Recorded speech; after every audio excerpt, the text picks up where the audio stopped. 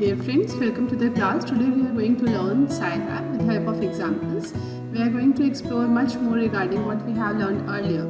So let's start learning with examples. The first example I have taken is just to let you know how we are going to work with the calculation involving pi, because pi is an inbuilt function here. So here we have the question. It is known that the area of a circle is pi r square and the volume of a sphere is 4 by 3 pi r cube.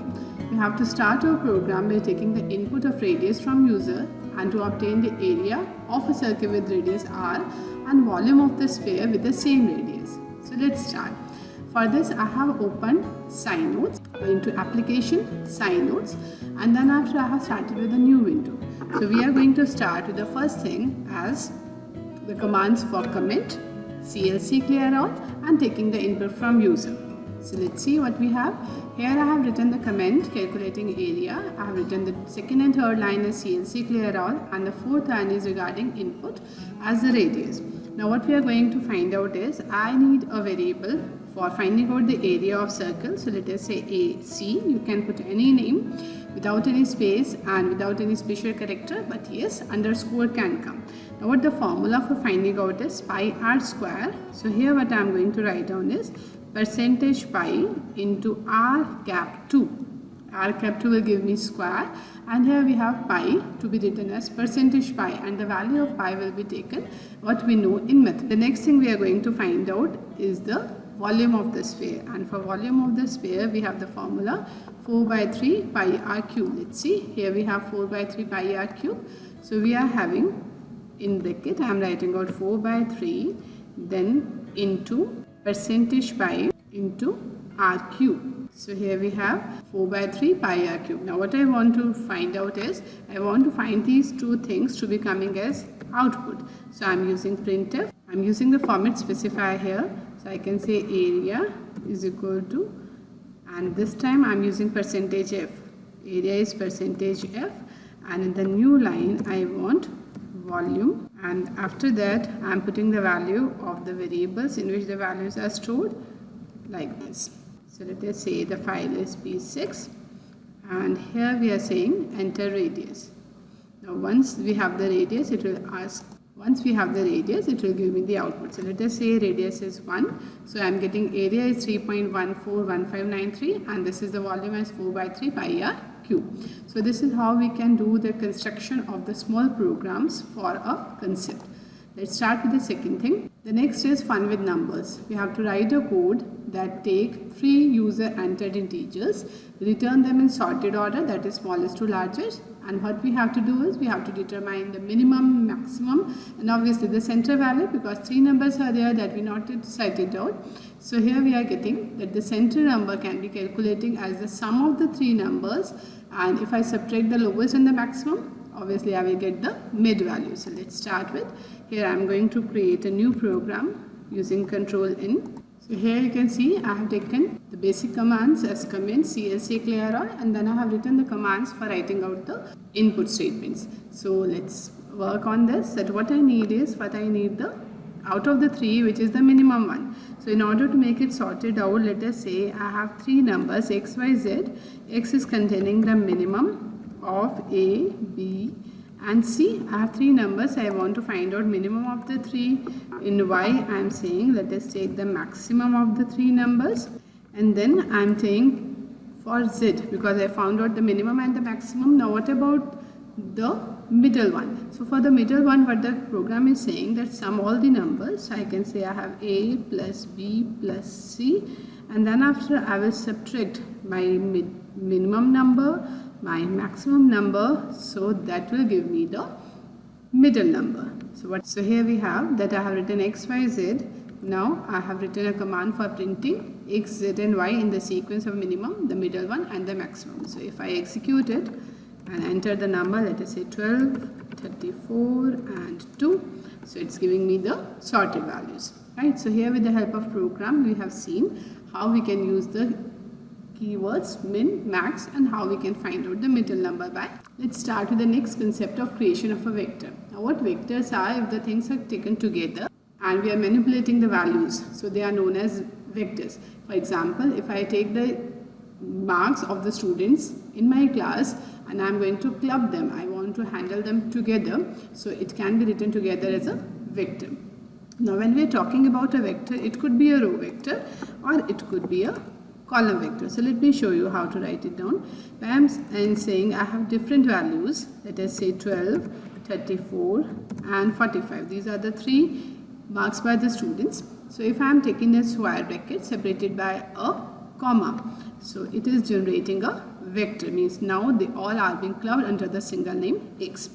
Now what I want to write it down in a different way, so the another way to write down is I will give a space in between, so it will be again taken as a vector. So here I have taken 12, 10 and 2 and I have named it as Y, and you can see it's a vector with 3 elements, but both X and Y are the row vector.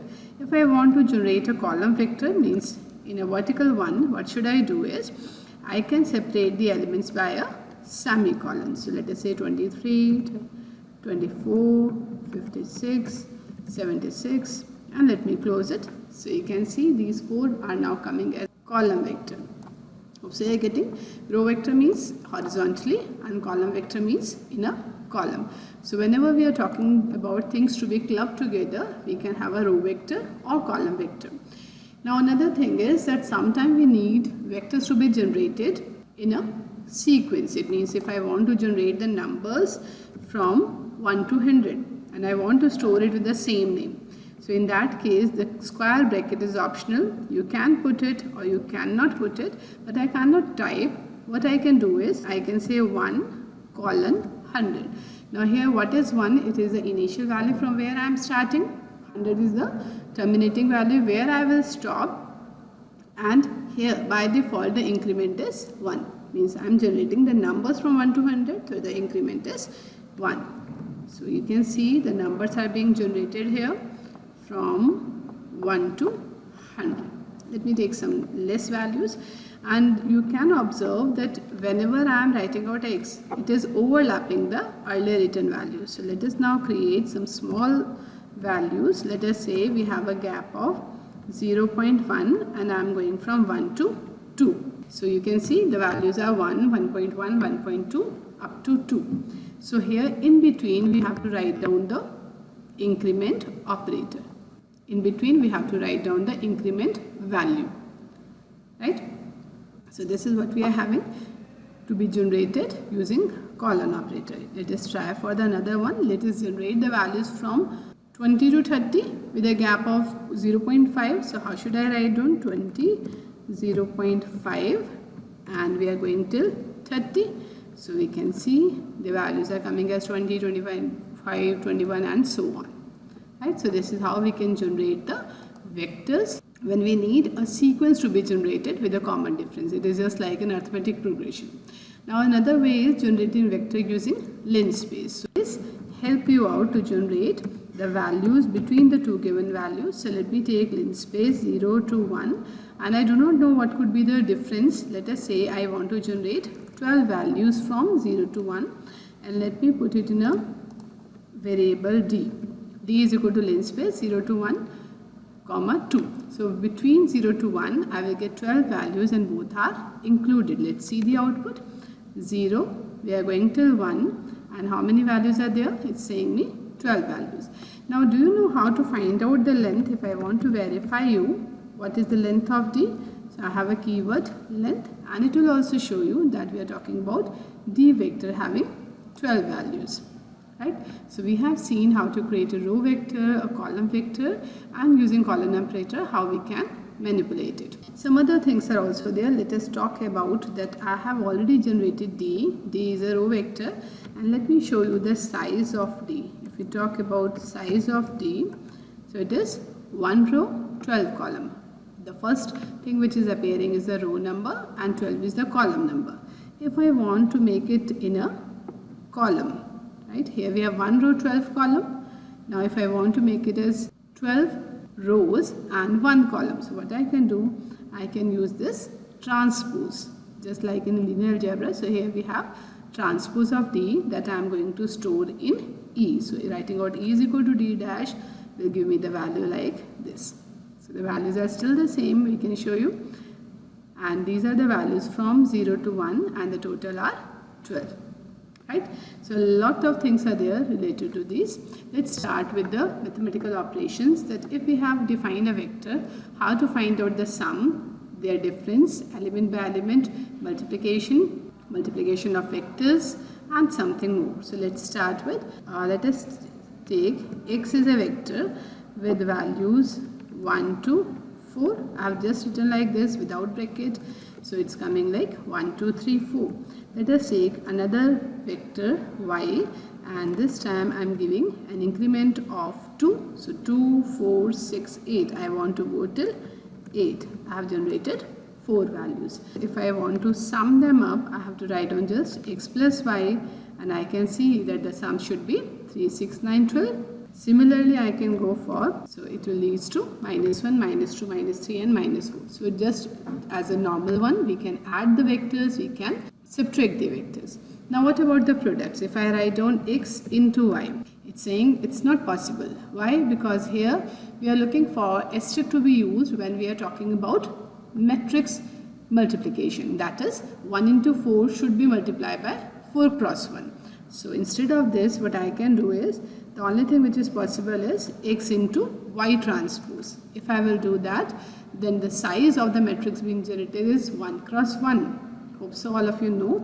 Let me write down here. If I have a matrix of order m cross n, another should be of size n cross p, and in that case the output that is going to come should be p. It is just I have written for the to multiply x and y elements. So what I can do is, I can go for element by element multiplication. So here is my x and y. I want to multiply first element of x by first element of y, that is 1 into 2. Similarly, the second element 2 into 4, the third elements 3 into 6 and 4 into 18. So in that case, I need to go for element by element multiplication, and that will be handled by putting an extra dot in between, x dot into y. That gives me element by element multiplication. Similarly, if I want to write down cube of x, now what will happen when I am saying cube of x? X is a vector, each element of it to be cubed. So whatever the elements are possible, for element by element I need to put a dot. But what if I want x to be raised to power of y? So x is a vector, y is also a vector. Now what happened? I am getting an error, right? So what I have to understand is that if x is a vector, y is also a vector, I want x to be taken with the power of y, means 1 should be taken 2 times, 2 should be taken with the power of 4, means 2 raised to power 4, 3 raised to power 6, 4 raised to power 8. So instead of writing out x cap y, I need element by element, and it should be x dot cap y. Then it is feasible. It means dot is to be used whenever we are looking for element by element operation. So we have seen the sum, the difference of the vectors, how we can multiply two vectors in a multiplication way, how we can do element by element multiplication, and similarly we can go for division. Here I have shown you the power. If we talk about the next thing, there are some inbuilt mathematical operations like display. So we know how to display. And similarly with the elements of x, which is a vector, I can find out the sum, product, mean, median, size and length. So I already have shown you the size and length. So let me show you how we can go for. Here's my x. If I write down sum of x, so it is 10. So sum is a keyword, an inbuilt command that will give me the sum of all elements of x. For finding out the product of all elements of x, I have a keyword PROD. So it is giving me product of 4, 3, 2, 1. So 6 into 4, 24. If I want to find out mean of a vector, I have a command mean of x. So here I have a command median of x to find out median of a vector. So here by chance it is same. So these are the inbuilt commands that I can use in order to work with the vectors. Now here we have, after the main concept, we are coming for the Henson practice. So let us do starting with the first example. We are saying create a row vector x of odd numbers from 1 to 21 using the colon operator. So what we are looking for is, I have to find out how to create the odd numbers and it should be generated from 1 to 21. So what should I do? I need a gap of 2, 1, 3, 5 and so on. So I am putting 1, colon 2, colon 21. Isn't it easy?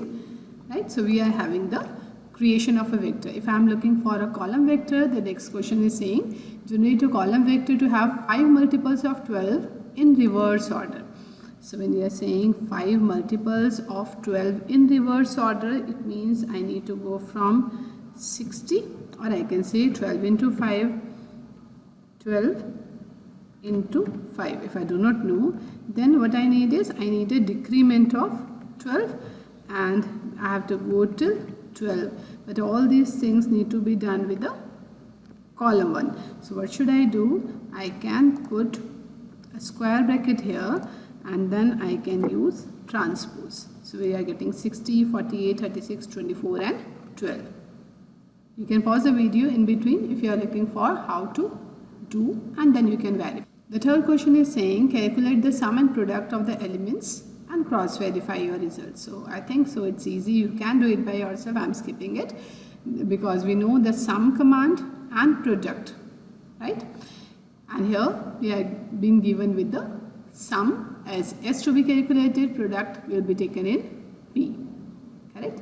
Then the fourth question is saying use size and length command to find the number of elements in the given vector. So that also you can do, try by yourself and verify it that you know what is the size. So size is, here we are getting 1 row and how many columns are there? 1, 2, 3, 4, 5, 6, 7. So the size should be 1 row, 7 columns and the length is 7. Right? So do it by yourself and find it out if you are getting it. The next we have is working with vectors. So here we have written something in order to make you practice. So let me read the question. You can try it by yourself. Create 2 different vectors of same length. The first with 6 multiples of 2 in reverse order and another with 6 terms of AP with a difference of 3 and first term 6. So let me just create it and then after I think you can do addition, subtraction, element by element, multiplication, division and raise 1 to the power of other that we have just seen. It is a question for practice. So let us create the vector. The first vector, let us say S. S is equal to, we are saying 6 multiples of 2 in reverse order. So 6 multiples of 2 in reverse order, so 6 multiples of 2 and minus 2 and how I should go till 2. So these are the 6 multiples of 2 in reverse order.